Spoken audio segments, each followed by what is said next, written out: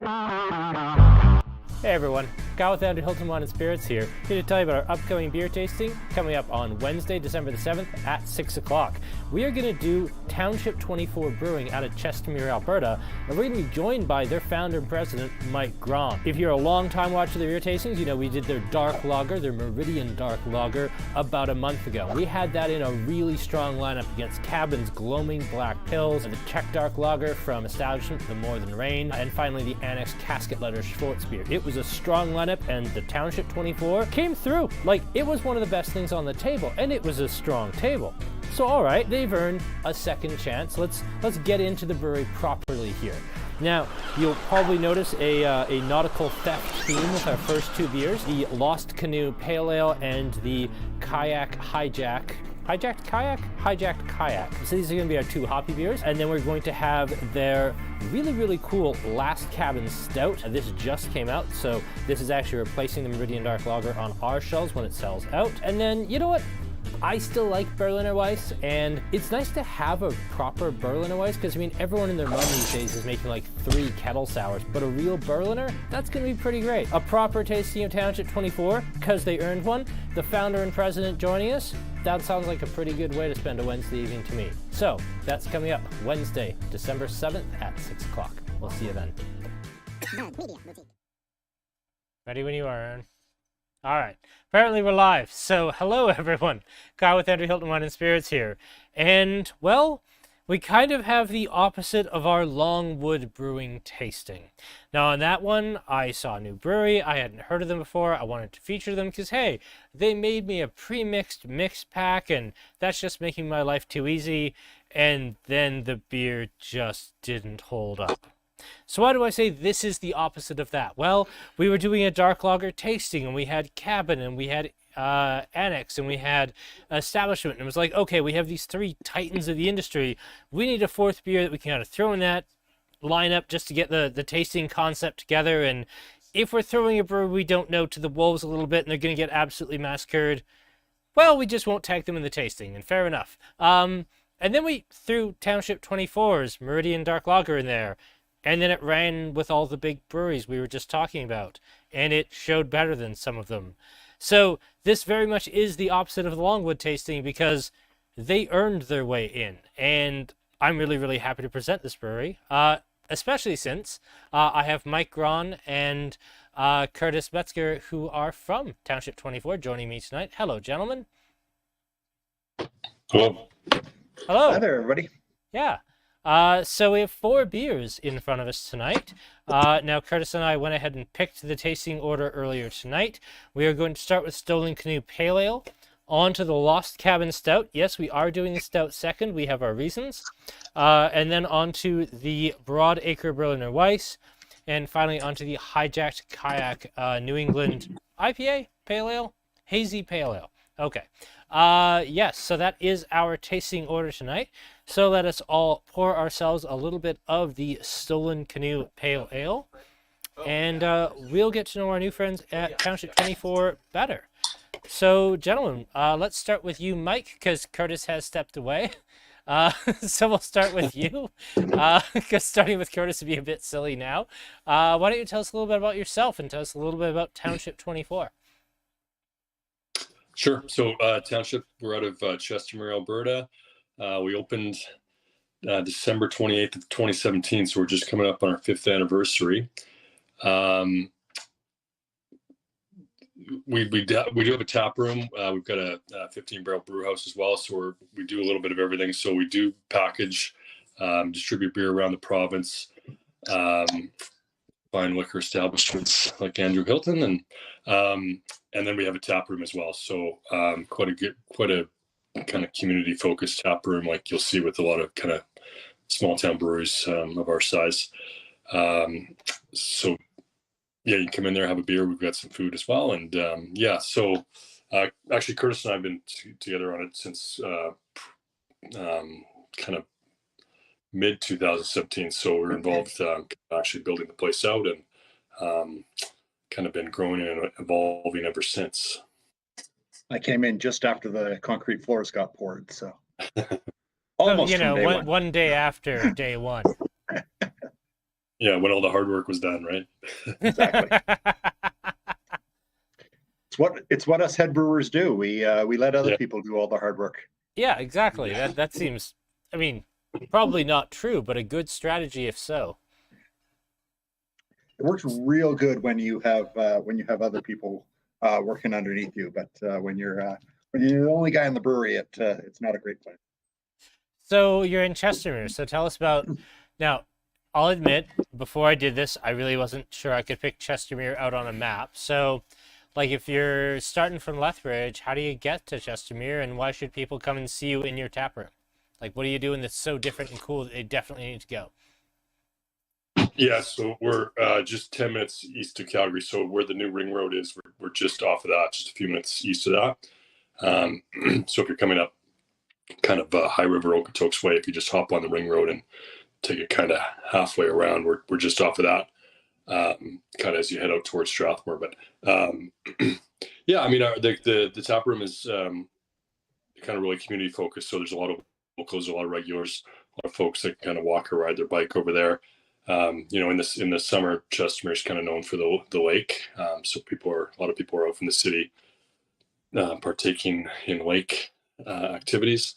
And then in the winter, you know, it's a lot of local people just kind of hanging around town. But yeah, we'll do, you know, like a lot of tap rooms, we try to do a lot of events. We had a craft night last night. We do music a couple times a week. We've got kind of a private function area room upstairs that we'll rent out for a lot of birthday parties and that kind of thing. So yeah, I mean, a lot of local community focus on it, but we do get folks out from the city.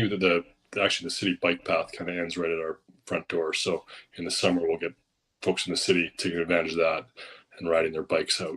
Okay, that's actually really cool. I'm a big cyclist, so if you're on the Calgary bike path headed east, it literally just ends at your front door. That's the best possible ending I can imagine for a bike path, is like a brewery with food, and it's like, well, I just burned 1,700 calories. I'm gonna have 5 beers and a giant greasy burger. I'm into this.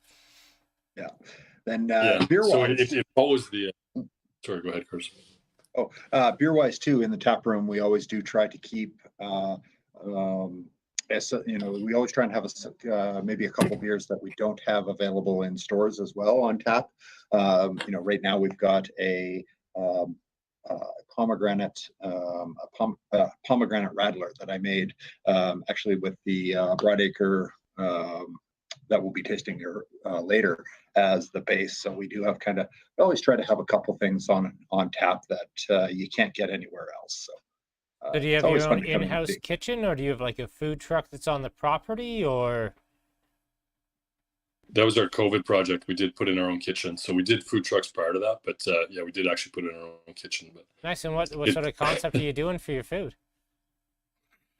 We've got a pizza oven there, so a lot of the menu is kind of based around pizzas. So just the basic fare: wings, pizzas, nachos, that kind of thing. Just you know, like you said, if you ride on your bike, you want to restock your calories. I don't want a damn salad. Yes. Yeah. I got to say, it looks like Curtis is sitting in front of a fake brewery backdrop. But he does. He very much does. I can tell by the pixels that is a shop. Yeah. So he'll pick up the hoses before he goes home, but if health and safety is it is an older picture. I believe that where the hoses are hanging out right now, I've got our canning line sitting there right now. Curtis, you actually at home and you just have this brewery picture in the background? No, it is a brewery picture in the background, but you're actually at a strip club this whole time. Yeah, yes, absolutely. But I am in my office, as you can see. Oh, okay, that was a fake background. Okay, I wasn't sure. Yeah. Funny. Okay, so we have some questions coming in. Is the Meridian a core beer? Can people come up and get that Meridian Dark Lager 12 months of the year, or is it a seasonal? Yes, it is a beer that we try to keep in stock all the time. Only run out of it a couple times. I usually try to plan my brews in advance so that we keep that one in stock all the time. Awesome. Just quickly jump through any other questions. Yes, on to the Stone Canoe Pale. Craig asks, he's wondering what hops are used in this pale ale. He gets an old school type of bitterness, and to that point, so do I. Do you want to talk a little bit about the inspiration and story behind this? And yes, I know, Curtis, Sure. you told me exactly this 20 minutes ago, but I did warn you I was going to be asking the exact question again 20 minutes later. Absolutely. And I am probably going to try and embellish the story that I told you a little bit further. And That's see how totally much fair. time I We can have bring minutes to fill. that. Awesome. So, yeah. So when I started creating recipes for Township 24, the Stolen Canoe Pale Ale was the second or third beer that we made. So it was the first beer that had some hop to it. We're just east of Calgary, so it's pretty insane how the tastes differ between Calgary and just outside of Calgary, where we've got a very hop adverse clientele for the most part. They like their lagers and they like their lagers. So I wanted to introduce them to So a lot of variety. yeah, exactly. They like their Molsons and they like their Canadians. So I wanted something that introduced hops to them, but wasn't gonna blow their taste buds away. I kind of took inspiration from some of the really early California pale ales. So I was always a fan of the Lagunitas, the Sierra Nevadas, and that kind of beer that back in the early '90s would have been absolutely blow your mind hoppy, but nowadays have definitely but now have definitely been eclipsed by crazy IPAs and everything that we can throw at it. So as to which hops I use, my standard bittering hop in the brewery is Pearl hops. I really like how they bitter beers. My love of that one came from one of the previous breweries I brewed at, and it's carried over here. So it's the nice, really smooth workhorse bittering hop. And then I use Cascade for the flavor and aroma hops. So again, just a classic North American hop that provides that really nice citrus flavors and doesn't overwhelm things. So that's kind of where I was going with that one. Is I just wanted just a really good drinking, slightly hoppy beer to introduce our clientele to the hoppy flavors. So we've already got some questions jumping in. Eric said, you said 5th anniversary. Have you been canning this whole time, or was it draft only for a while? It was draft. We actually, believe it or not, we had a bottling line, which was super labor intensive. Yes, they always are, aren't they? And we probably ran with that for maybe a year. And it's amazing, how quickly, when we started 5 years ago, there was demand for bottles. There was several breweries doing bottles, but within that first year, just a complete 180 to go to cans. So we did contract canning for a while. And then we got our own canning line. And it was really just a coin flip whether to go with the 473 ml cans or the 355s. This particular canning line didn't let you switch back and forth. So we went with the 473s, which worked out really well for us. So we've been running our own canning line for probably 2 years, maybe a little less than that. And then, contract prior to that, and then bought bottles. I think it was about a month after COVID started that we actually ended up getting delivery of our canning line. So it was brilliant looking ahead by Mike to see that there was going to be a massive disruption in the industry, and he ordered a canning line before everything started. So genius business. Definitely. Yep. I definitely didn't start these beer tastings out of complete desperation because all my wholesale business dried up. Yeah. Yeah. Total inspiration. Yep. It did. We're all just really big brain geniuses walking around here. Yeah. Eric asks, is the Pearl hop common? And that leads into a question for me, but I'll let you talk a little bit about Pearl hops in general. And Eric, it's actually not Pearl, it is Perle. It's a noble hop variety. I believe German? Yes. So I'll either use a German variety or an American variety, depending on what I can get my hands on. being a tiny brewery, I don't get a ton of choice in where we order from at some point in some time. We're a little dependent on what's available on the spot market. But yeah, I do believe it has a little bit of relation to the Hallertau line of hops. As far as I know, it is a fairly common hop that's used for bittering across the industry. It's not one that gets talked about very often because it is kind of it's not a very flamboyant hop. It doesn't do a lot. It adds a really nice smooth bitterness, but doesn't really add a ton of flavor to the beer. So it's just a really nice, it's that really nice base hop that you use in your you can use a little bit of it in your very early editions and get a good amount of bitterness. It's got a decent amount of alpha acids in it, so that you don't have to use a ton of hops in it, but so a little bit does go a fairly long way. Now, my question that I'll lead on from that is, I did a lot of home brewing back in the day, and I always struggled with crossing European hops with like North American hops. You know, like just rolling up thinking, oh, you know, it's Pearl hops with Cascade. Like I did nothing remotely complicated here. Do you want to talk a little bit about sometimes the challenge of North American or newer school hops crossed with like noble hops? Because it doesn't always work out that well, does it? No, and that's where trial and error really comes into play. So I've got a little one barrel brew house that I can use for pilot batches. So if I do have an off the wall idea, I have the ability to test it out. I can easily make 2 kegs worth of it, and it doesn't. If that goes wrong, that's you don't cry very much when you're dumping 2 kegs of beer down the drain. But that's really the biggest thing, is just trying things out, and you do get a little bit of almost that second nature where you've used hops a few times and you tend to know what works together well. So again, that's one of the reasons why I do like Pearl, because it does seem to really play fairly well with just about anything that I've thrown at it. So.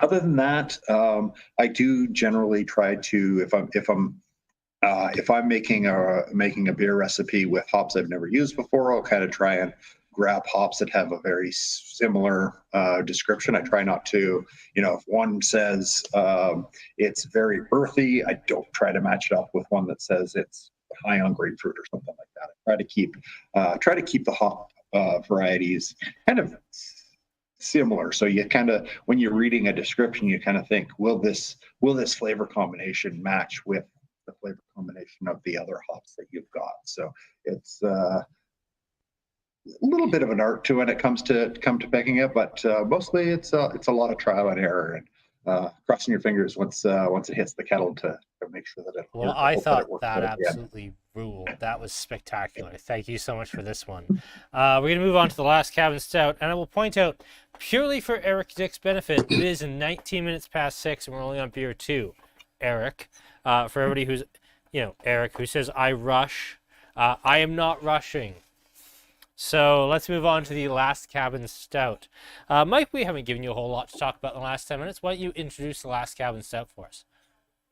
Yeah, so I'm a dark beer fan from day one. So when we kind of did the initial recipes, we were kind of looking for beers that weren't super common in Alberta. So at the time, the Kolsch was not a super common beer.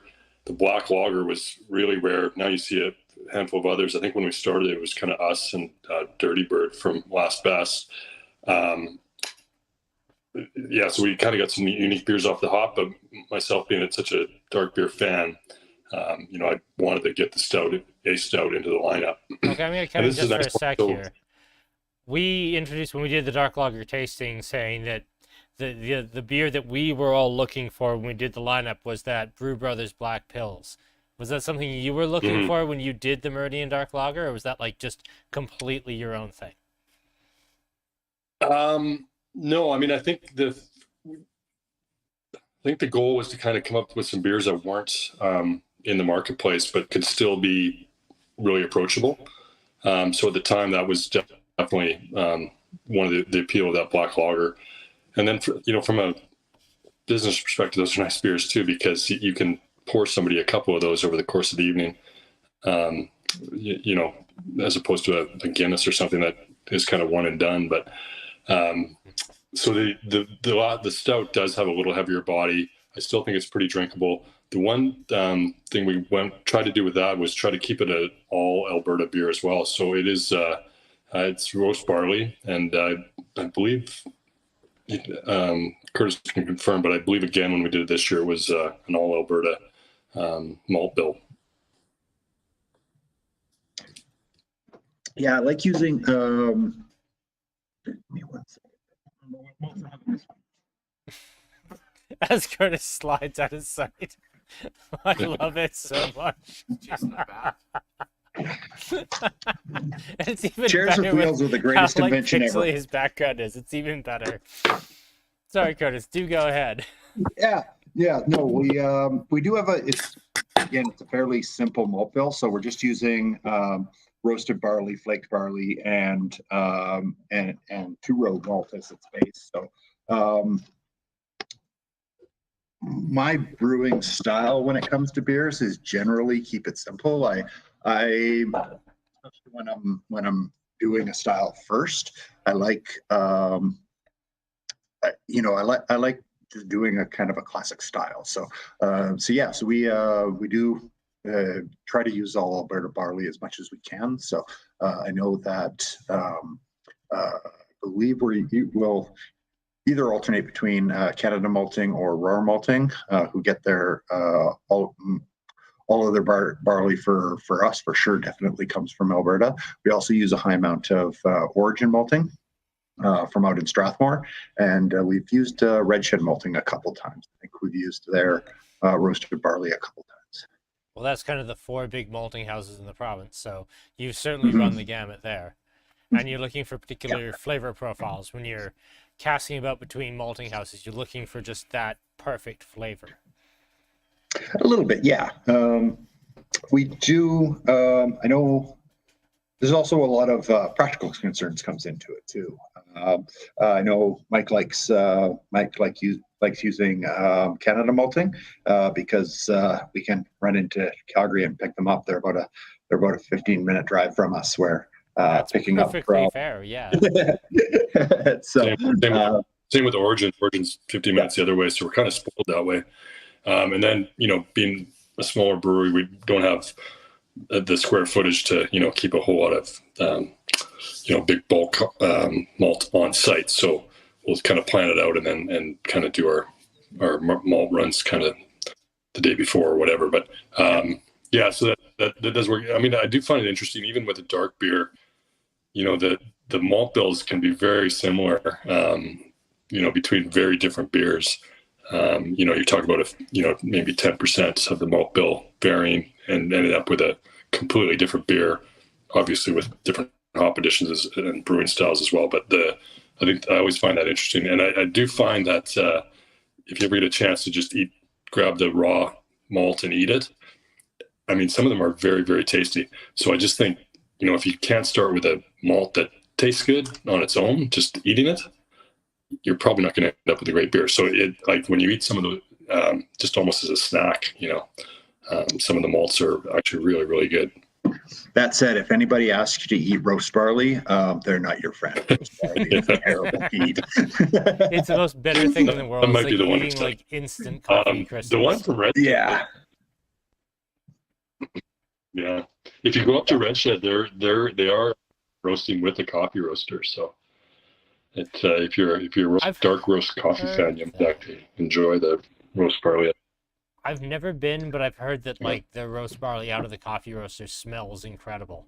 Probably doesn't taste very good, but it's apparently smells incredible. I have a question for you that's actually ingredient related. Now, obviously, you don't use the same yeast in all of your beers. You have a Kolsch, you have a Berliner Weiss. But do you have a house yeast for things like your IPA or hazy pale, pardon me, your stout, your pale ale, or is every beer its own yeast strain? Is the idea of a house yeast a completely foreign concept to you? A little bit. So one of the downsides of being a small brewery, I've got 4 fermentation tanks. So when you start doing a variety of different beers, you're not really set up to be reusing yeast from batch to batch. I try to do it when I can. So from that perspective, no, I don't really have a house yeast. I do have a couple of yeasts that I use over and over again. So I always try to get White Labs California Ale. So WLP 001 is used in the pale ale and my blonde. And then I'll use I use a Kolsch yeast for a fair bit. I've got the two different Kolsches that we make, and the Berliner Weiss was made with the Kolsch yeast.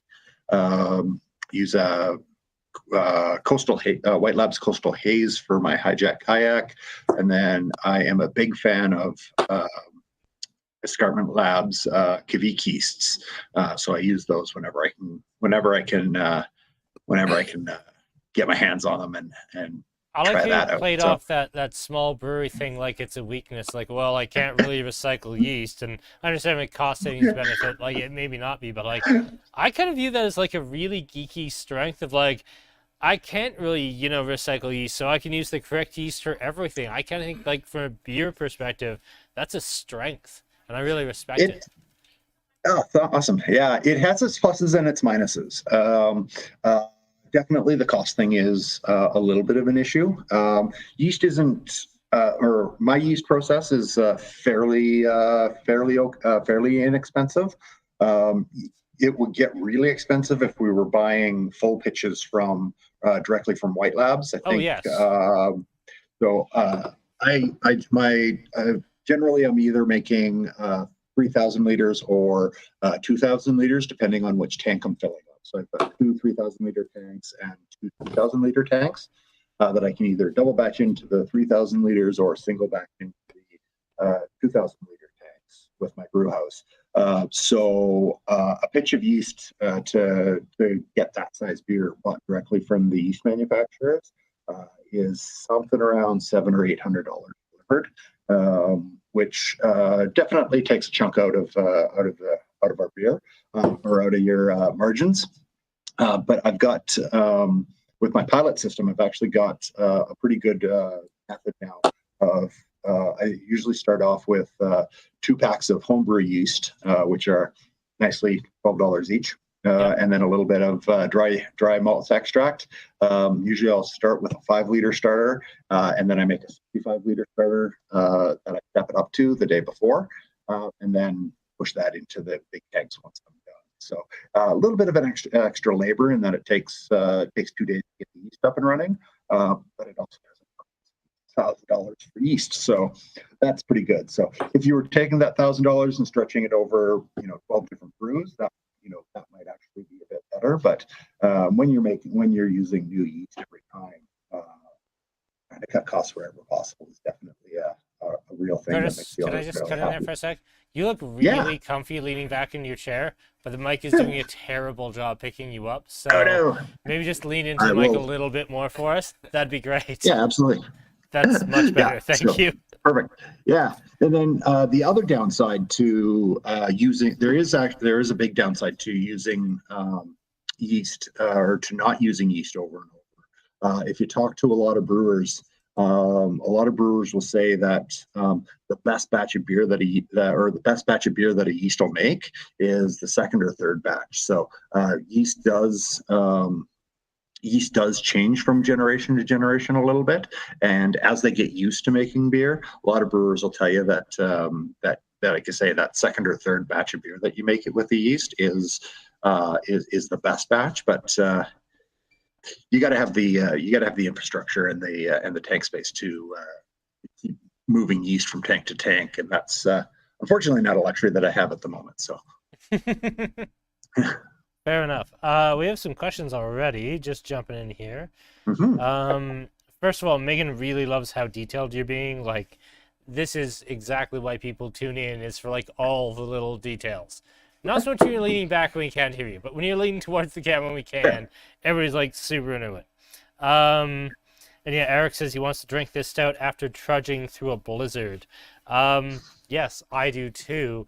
And that leads me to a question like, I know we don't get them down here, but do you folks have like an Imperial Stout program? Do you have a barrel aging program yet? Or is that a I thing don't that's even know on the yet. horizon for you? Is that something you're interested in? I think we are. We're just, again, a lot of it comes down to just available square footage and resources to do some of that stuff. But yeah, we're certainly interested in all those things as well. Like some of the imperial stuff. I mean, we try to keep all of our beers kind of 4.8 to 5.6 percentage alcohol. We just find that that's drinkable, approachable, and then you don't run into issues in the tap room with people drinking 10% beers or whatever, right? So we don't want to get into that situation either. But a lot of those things we're certainly interested in, but kind of limited on space, resources, and stuff. But who knows? In the future, we might take a look at some of those things. Yeah, we had a Yeah, we comment are about fairly- the fact that the alcohol was really accessible. Do you want to talk a little about that, like from a brewing standpoint? Is it a welcome restriction, like writing a wine list, or is it, to a point like these are the tax cutoffs for alcohol percentage, we have to brew between these certain guidelines? Yeah, I don't think we ever set guidelines. It's just kind of beers we liked and wanted to brew kind of all seemed to fit right in that category. But Yeah, and I think I'm not 100% on the taxes, but I think it's around 8% that you start paying more taxes. Yeah. It's 8-1, so- I think. Yeah. So that's a pretty big beer, and it is definitely a balancing act. I know a lot of people love their big beers, and they make good showcase beers, but you can generally only sell one or two of them to people, and the other downside of a lot of those beers is a lot of the, especially when you start barrel aging beers, they are a big time commitment and a big space commitment. And a big cost commitment. Yeah, exactly. Barrels And ain't cheap. no, and that's one of the reasons why a lot of those things do cost so much is they take forever to make, and you're babysitting a barrel for a year. So it's a lot can go wrong in a year with a barrel. So there's always a risk with barrel aging. It's something that I have almost no experience with, unfortunately. I haven't worked with anybody that's regularly barrel aged beers, so it'll be when we do get around to it, it'll be learning on the fly for me. So that'll be fun. Now that leads into a question I wasn't going to get into right away, because I do want to get onto the Berliner Weiss, eventually, at 33 minutes in. I do want to move this on at some point, but somebody was like, you seem really knowledgeable there, Curtis. What's your background in brewing? What did you start out? How did you end up here? Sure. My love of beer started back when I turned 18, and definitely not before. Definitely not. Nor I. Yeah. So, like every good Albertan, I grew up, drinking Molson Canadian all the time, and stepping it up to Molson Dry for the extra 0.5 when I really wanted to get. I still like Molson Dry. Night. I have It's a no pretty issue good with beer. that. It's fine. Yeah, and then it'll do. and of course Kokanee Gold when you wanted to be fancy. Oh yeah, so the that old was Kokanee that Gold. was. Yeah, that was my early drinking days. And that changed when I bought a bottle of Unibrew's Maudite, yes, and that blew my mind and was probably to that point in time, to my taste buds, was the worst thing I had ever tasted. But I've definitely since grown to love it. But it was a shock to my system. So that opened me up to, wow, if beer can taste like this, what else can it taste like? And then I had a phase in my life where I never drank the same beer twice. So I've drank a lot of different beers. Yes. Yeah. I'm still going to live in that phase now that I drink beer on a camera Yeah. for a living. So, Yeah, it's a phase I don't want to owning go a out liquor of. store definitely helps for that. Yeah, doesn't hurt. Yep. Yeah. So that got me. That was where my love of beer came from. Is being me. And then eventually I got into a point where a girlfriend of mine decided that she wanted to learn how to make wine, which means I learned how to make wine. Yes. And so as I was making wine, I decided, I've got all this equipment. I'm really a huge wine fan. I'm going to try my hand at making beer. And I found out making beer is pretty easy. And I actually liked making beer.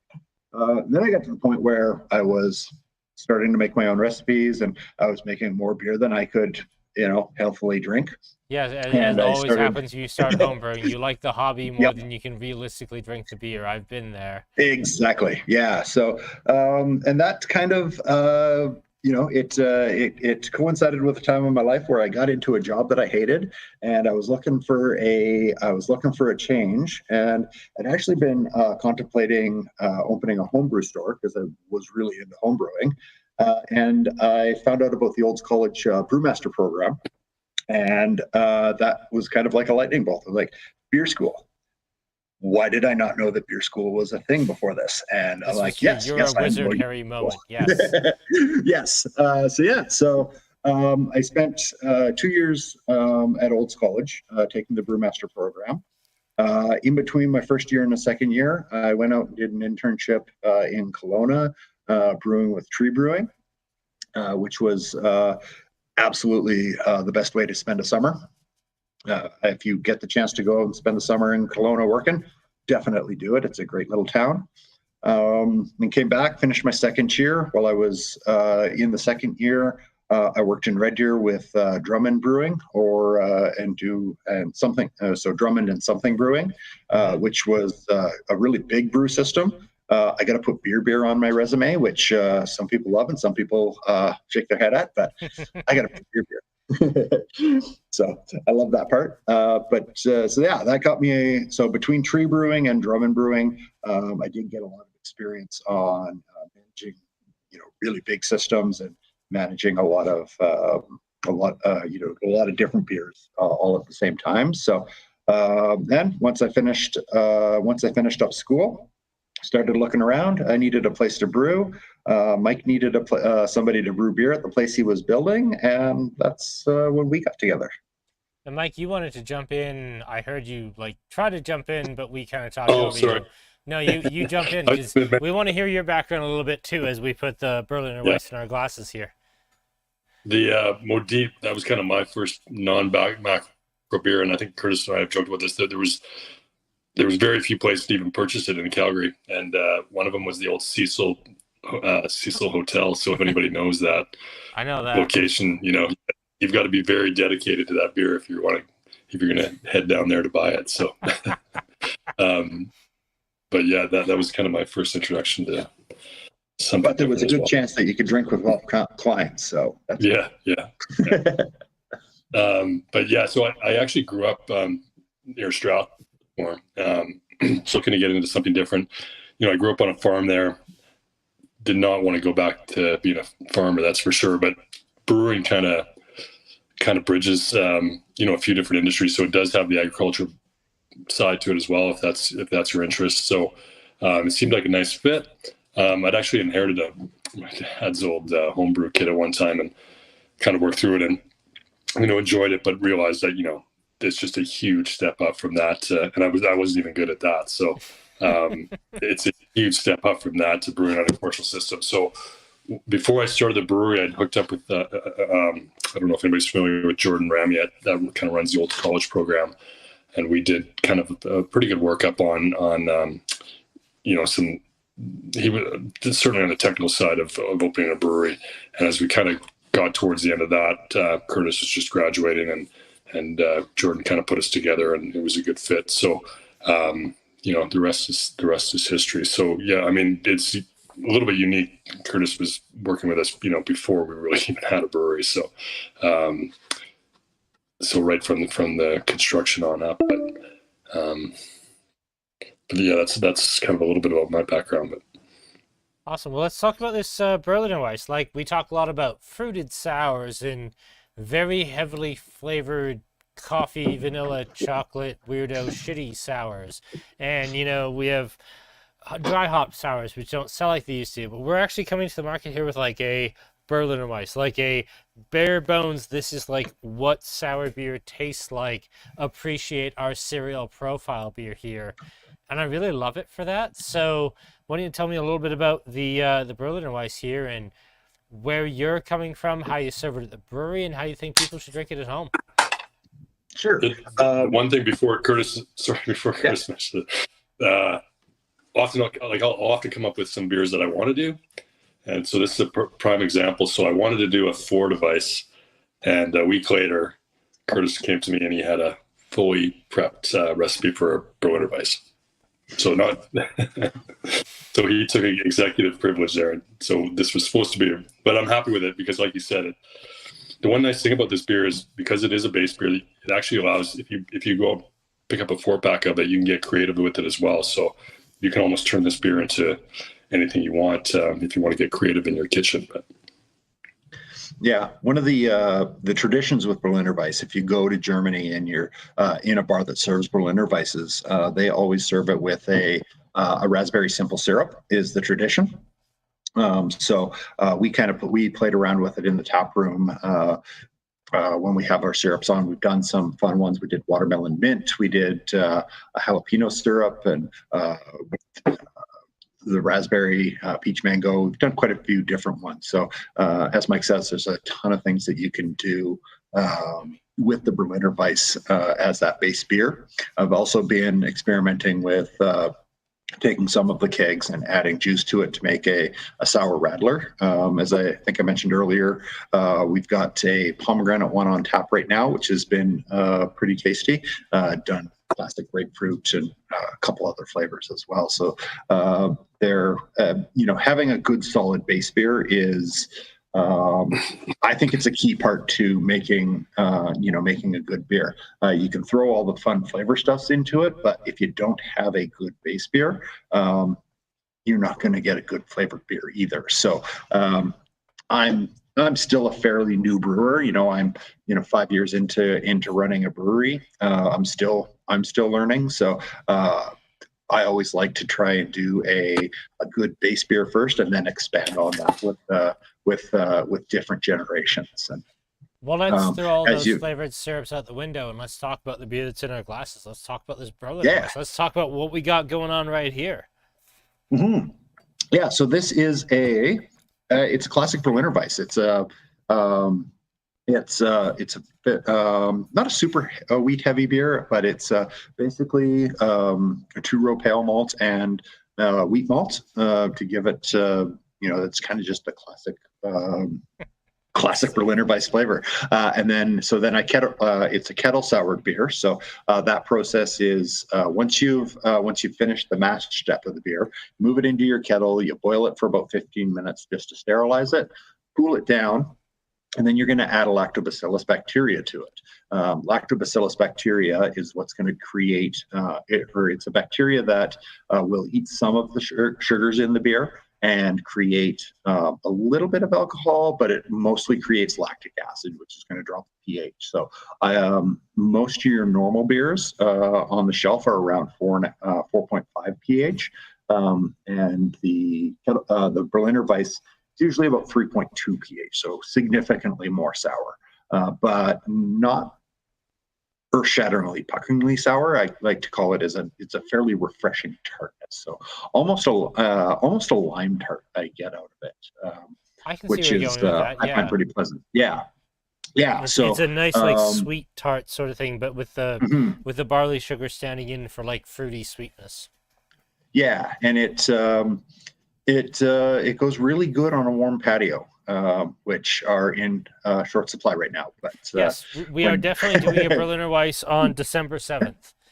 For reasons known only to Mike, because he's the one who picked this lineup. Mike, let's talk about why you chose this beer for this lineup. Not to throw you on the spot or anything. I just wanted to mix it up a little bit.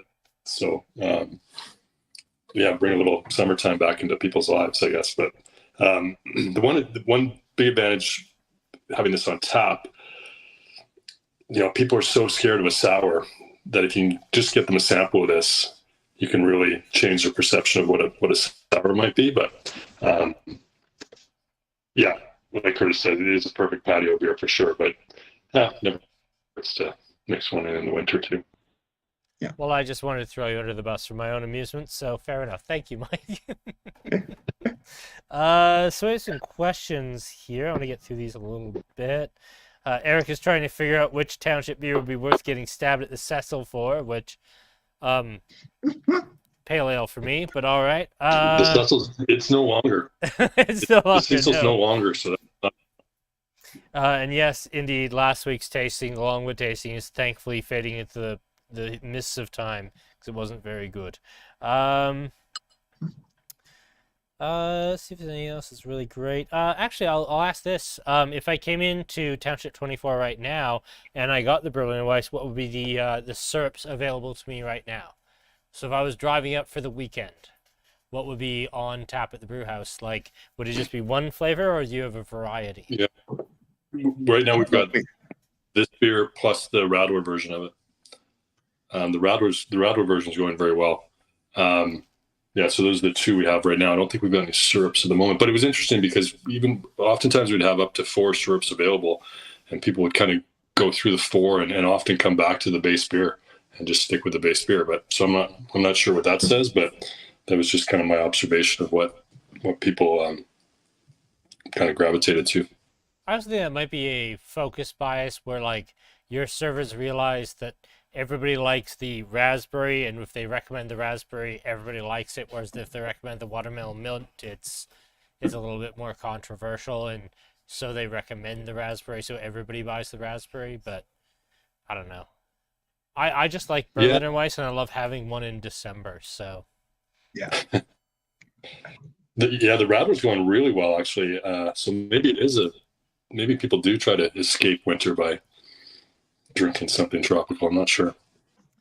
Well, I'm still not going to start drinking Corona just because it's December, because that would be dog shit, and I would hate myself for that.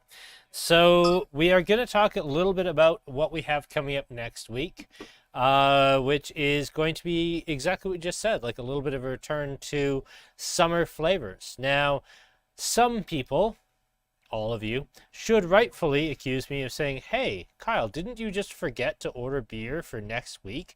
Yes, I did, because it's Christmas. It's been busier than shit in here. So I kind of forgot to order beer. So I had to make this up out of things I had in the store. So we're going to do sours-ish, because I kind of forgot to order anything for next week. I had a real plan for this. I booked guest speakers. I got 2 of them. Look how well I did this week. Let's ignore how badly I did for next week. But we're still going to taste some cool beers. We're going to try the Little Trouble Cranchberry Sour by Annex.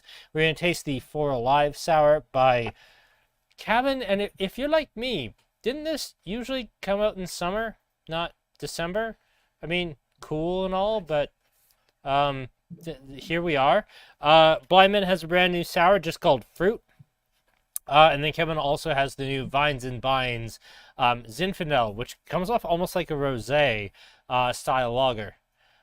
So that's what we have coming up next week. So let's jump back to Mike and Curtis, and let's get into the final beer, the Hazy Pale. There's a bit of a problem.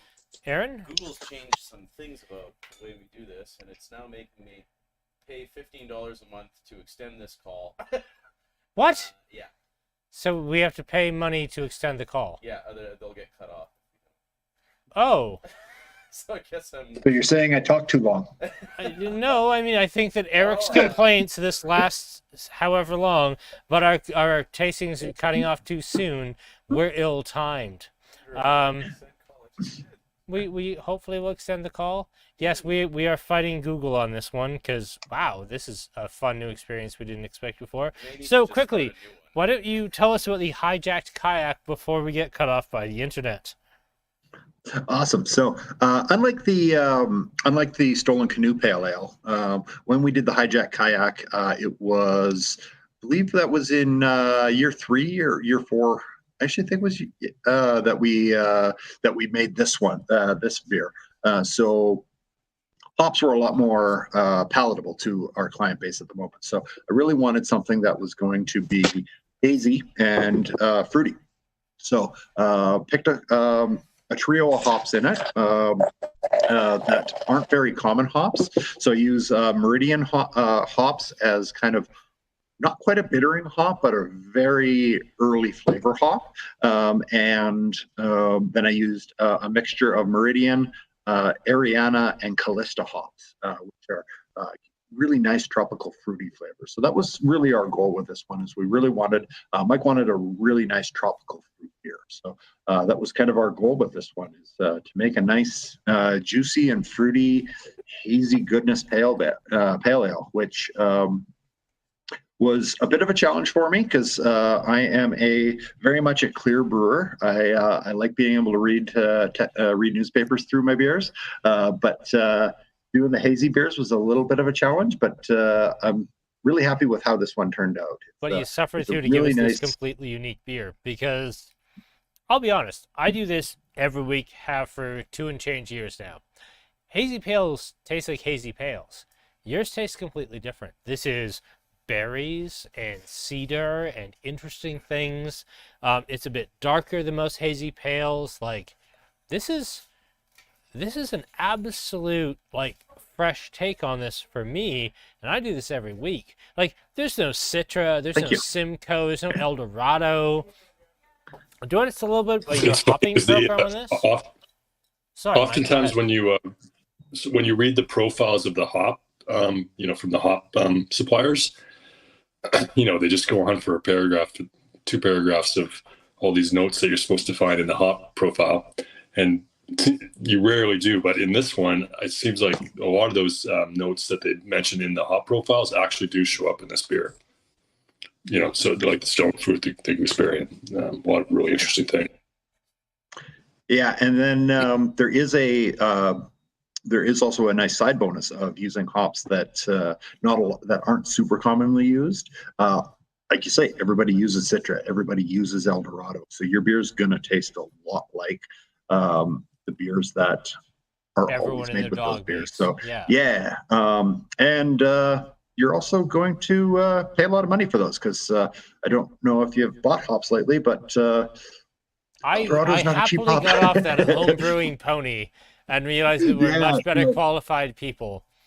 Yeah, so it actually works out quite well when you get off the beaten path and don't use the meme hop of the day. You kind of miss out on the meme sales, but some of the more less well known hops you can actually get for very, very inexpensive. So it means you can make more beer, which is good. So you can use more hops if you're paying less money for them. So I really like this one. So I use with this one I use a double dry hop method. So if anybody has homebrewed a hazy beer, one of kind of the ways of getting a little bit of haziness out of the beer is actually by adding hops to the beer just as it starts fermenting. So with my process is I will brew the beer, and then the next day when I start seeing action in the blow-off bucket, when you start seeing signs of fermentation, I'll pop the top of the tank open and dump a bunch of hops into the very beginning of that process. So it is going to give you some more unique flavors as the yeast interacts with the hops. Also can be super fun because when you've got a very active beer, it can explode out of the top of the tank, which luckily has only happened to me once, and nobody was there to videotape it, and I didn't end up on the internet. Well, that's a plus, yes. But, yes. But then just before 24 to 48 hours before I package it, or I send it into my bright tank for packaging, I'll then do a second dry hop of it. Again, my dry hops are a mixture of that Meridian, Ariana, and Callista hops. So it helps to make a really nice drinking beer. So one of the things I do like about the hazy styles is they've really gone away from the bittering hops. A lot of what turned people off of IPAs and pale ales in the early days was that classic bitter beer face, where people were putting as much hop early into the brew as they could, just to try to get that bitterness up there and get that IBU number up as high as they could. But with the rise of the juicy and the hazy pale ales and IPAs, there's been more of that late edition hops. So this beer doesn't have any bittering hops in it at all. everything is added very close to the end of the boiling process, so it really gives all those the focus on those flavors and the aromas, and really brings out that juicy flavor without that balancing bitter hop. So it like I say, it accentuates the juicy flavors. So that's neat to see how that works. Well, you know what? Actually, Go ahead, Mike. Sorry, go ahead. So if you look at the label for the hijack, so we tell a little bit of that story that Curtis kind of just went through on trying to tell that on the label. Thus the fermenter, and then same with the winter vices. So it tells us a little bit of the story of the kettle sour process. You know, that's really cool. I hadn't realized that. Eric picked that out because Eric's all about the graphic design, because of course he is. But I didn't pick that out, and thank you for that. And also, thank you so much, both of you, for joining us. This was so much fun. On like a chilly Chinooki Wednesday night. This was great. Thanks for having us. I'm so glad I kind of picked you guys. Yeah, I don't want to say out of desperation, but kind of out of desperation because I needed a dark lager. But I clearly chose wisely. I'd be like that Indiana Jones movie, but I just like eeny, miny, mowed it and just like picked the right cup by accident. And that's kind of how I found Township 24. I'd like to give credit to me, but I can't. I completely phoned it in and fucked it up, and I just got it exactly right. And that's how I found you folks. And thank you so much for coming in and like showing me how right I accidentally was. This was absolutely fantastic, and thank you both so much. So if you want to visit Township 24, if you want to go have some food, have some beers, you guys open 6 days a week, 5 days a week, 7 days a week? How can people come see you? We are 6 days a week, Tuesday through Sunday. So okay. We open at 4 o'clock during the week and 1 o'clock on the weekends. Awesome. And people are going to want to see that dog. Yeah. If you get to the brewery while I'm still around, I thought I was going to make it without the dog going on. No. Now it's happened. Now people are going to want to see the dog. Yeah. I've been doing this 2 years. People are not going to rest till they see the dog. Here, dog.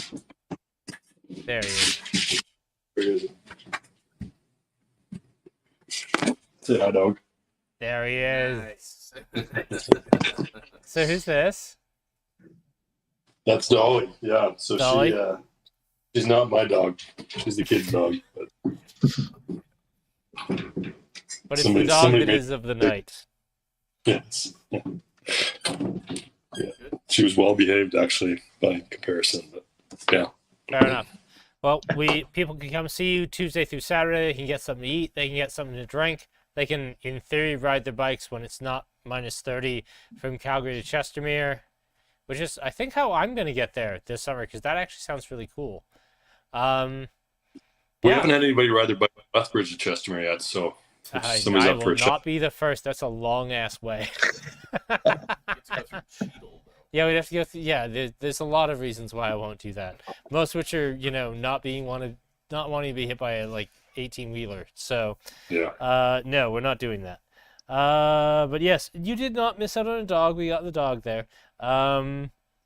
Yes, John says thanks to all of us. We are not doing the sex bus to Chestermere. That is not a thing. Not a the thing sex yet. bus to Calgary didn't make money. Damn it. It lost like $1,000 of my money. Yeah, at that point, I think we'll call her there.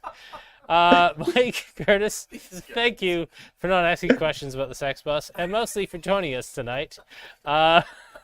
We will see you folks down the road. We will want to do one of these again down in time. Maybe have you in the store for a tasting. It'll be a lot of fun. Awesome. Thanks so much for having us. Hey, thank you. Have a great rest of your night. And the same goes to all of you at home. This was a lot of fun. This is my favorite beer tasting for 5 months. I hope you all had as much fun as I did. And good night to you. Take care.